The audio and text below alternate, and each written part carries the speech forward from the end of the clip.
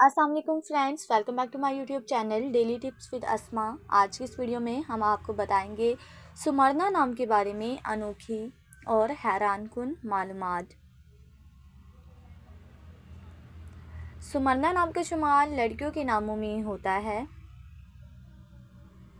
सुमरना एक इस्लामी नाम है। सुमरना नाम की इब्तदाई तारीख उर्दू ज़ुबान से निकलती है। सुमरना नाम की लड़कियों के लिए खुशकिस्मत नंबर 4 माना जाता है।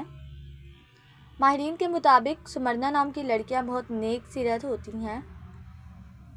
सुमरना नाम का मतलब है याद रखना।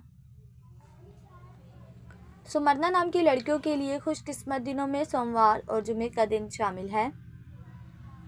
सुमरना नाम के अफराद के लिए मुवाफिक रंगों में पीला, नीला और सुर्ख रंग शामिल है।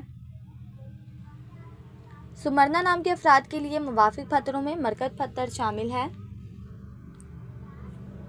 खुशकिस्मती वाली धातों में हिंसों के हिसाब से चांदी शामिल है।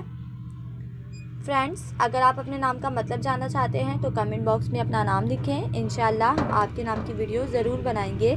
Thanks for watching. अल्लाह हाफिज़।